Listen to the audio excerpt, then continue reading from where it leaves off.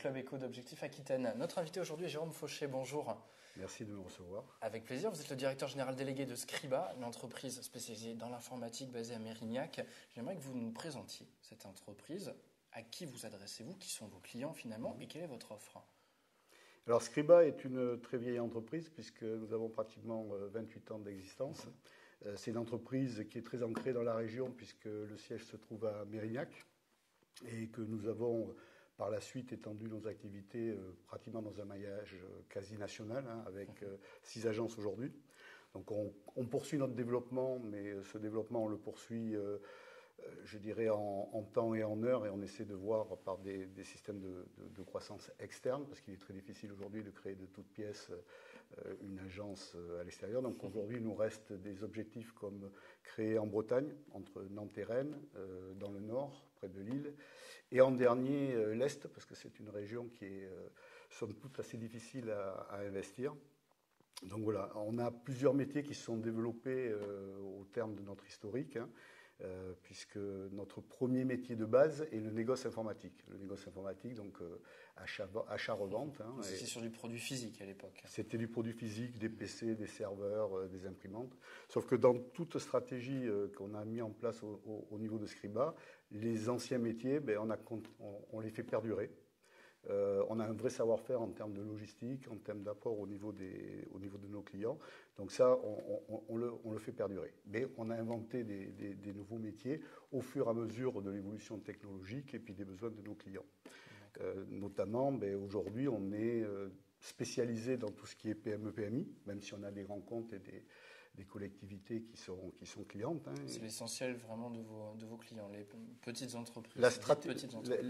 Petites, moyennes et ETI. Donc on couvre quand même un large secteur, mais la définition qu'on pourrait apporter, c'est plutôt la société qui n'a pas de service informatique à proprement parler ou de DSI. D'accord. Donc des gens qui se consacrent à leur métier et qui ont besoin justement qu'on leur apporte quelque chose dans ces métiers-là. Donc là, on a développé des métiers d'ingénierie autour de l'infrastructure, comment connecter mes agences, comment, je dirais, centraliser mon information, ainsi de suite. Donc ça a été un des deuxièmes métiers avec cette spécification de stratégie d'entreprise. Et puis vers les années 90, à l'époque où le web démarrait, et on a été un des seuls revendeurs à créer une division qui est un peu plus fonctionnelle, c'est-à-dire qu'on s'est penché en fait sur comment nos clients pouvaient mieux produire, mieux décider en temps quasi réel. Donc là, on a créé une cellule qu'on appelle Scriba.net en interne, c'est la même société, c'est la même structure. Et dans cette structure-là, on a utilisé les outils, notamment on est Gold de Microsoft, on a été notamment awardé en 2010 au niveau, je dirais, mondial, donc ce qui est quand même une belle référence pour une région, pour une société qui est quand même issue de la région. Et on a développé donc tout ce qui est portail d'entreprise décisionnel. Voilà. D'accord.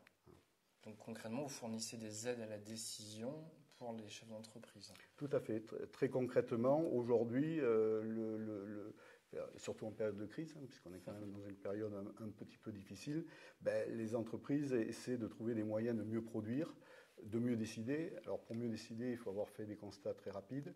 Donc voilà, ce sont tous les outils que l'on met à la disposition de nos clients pour essayer justement d'être encore plus performants, d'économiser ou de rendre un peu plus confortable le quotidien de leurs utilisateurs. D'accord. Quel est le poids économique de Scriba? On disait 6 agences tout à l'heure. Quel est le chiffre d'affaires et combien d'emplois? Alors le chiffre d'affaires, c'est 25 millions d'euros. En légère décroissance en 2012, puisqu'on a été aussi touché par la crise. Ceci dit, comme on fait des efforts importants dans nos investissements, on a quand même une rentabilité qui s'est maintenue. Et on emploie à peu près 120 personnes en moyenne, dont à peu près 70 personnes dans le domaine de la technique. D'accord. Est-ce qu'il y a des recrutements qui sont prévus? Et si oui, quel type de poste cherchez-vous à pourvoir? Alors, des recrutements prévus, il y en a toujours, parce qu'on a une roadmap. On a d'ailleurs créé une initiative qui s'appelle CAP 2015, on fait un plan à 3 ans, dans lequel on révolutionne un certain nombre de choses chez nous, notamment tout ce qui est l'aspect commercial, puisqu'on est une société ancienne, donc avec une force commerciale one-to-one. Et aujourd'hui, on a besoin de développer le marketing opérationnel. Donc là, on a déjà fait des embauches dans ce sens-là, et on va continuer.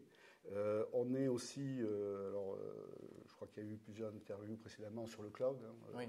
Le cloud, tout le monde en parle. C'est le mot à la mode en ce moment. C'est le mot à la mode. Je crois que c'est rien. Alors, on a été précurseurs là-dessus.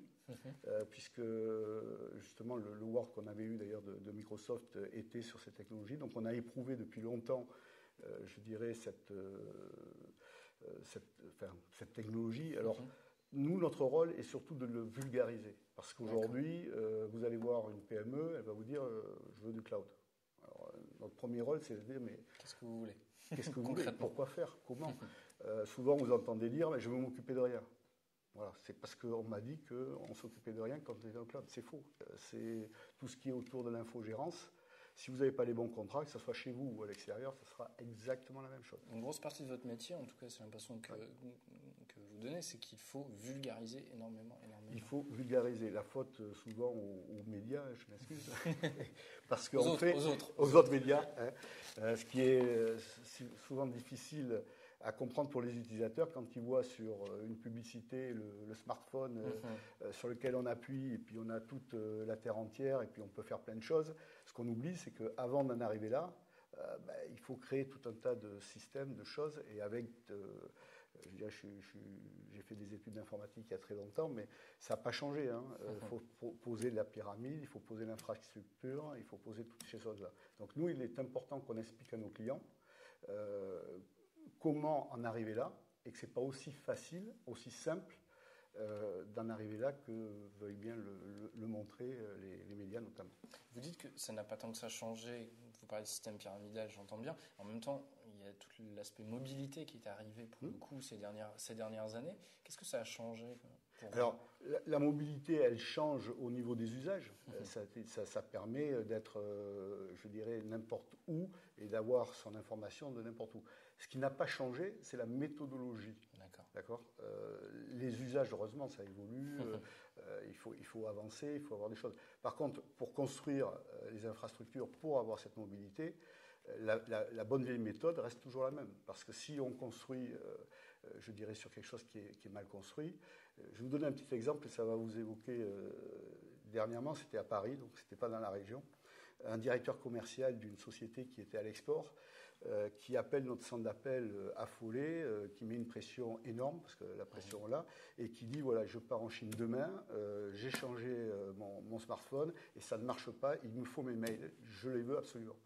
Sauf que la personne, en fait, elle avait un BlackBerry avant, et un BlackBerry, pour avoir la synchro des mails, je ne vais pas rentrer dans le détail technique, c'est du copier-coller. Et en fait, il s'est dit, je vais prendre un iPhone, c'est mieux. Sauf que pour avoir les mails sur l'iPhone, il faut les synchroniser, il faut une infrastructure. Voilà. Et c'était impossible, je dirais, puisque même son DSI n'était pas au courant, je dirais qu'il y avait cette infrastructure à monter. Donc il l'avait acheté dans une boutique, il voulait partir, et c'est pas aussi simple que ça. Voilà. Donc c'est pour ça que si on se posait les bonnes questions avant, on peut monter des choses, et après, l'usage est beaucoup plus facile. D'accord. Dans 2 ans, on sera en 2015, Scriba aura 30 ans. Qu'est-ce qu'il faut souhaiter à l'entreprise pour cet anniversaire? Quelle taille aura-t-elle? Est-ce qu'il y a 6 agences, que vous serez 7, 8, 9, 10? On espère effectivement avoir fini notre maillage national, parce que ça, c'est un objectif. Alors, si ce n'est pas en 2015, ça sera en 2016, en 2017. On aura vécu 30 ans, j'espère qu'on vivra 30 ans de plus, donc il faut se donner le temps au temps. Donc on n'est pas pressé. On a tout un tas également de projets de développement sur les produits. Comme je vous dis, on évolue sans arrêt. Donc ce qu'il faut souhaiter, c'est qu'on soit toujours accolé aux besoins de l'entreprise. Je crois qu'aujourd'hui, plutôt que d'aller chercher la techno pour la techno, nous on essaie de chercher l'usage qu'on pourrait amener à un client et que cet usage il puisse justement en faire bon usage et mieux produire et s'occuper de son métier et non pas de ses problèmes informatiques. Jérôme Fauché, merci beaucoup d'avoir répondu à notre invitation. Et merci à vous de nous avoir suivis dans le Club Éco d'Objectif Aquitaine.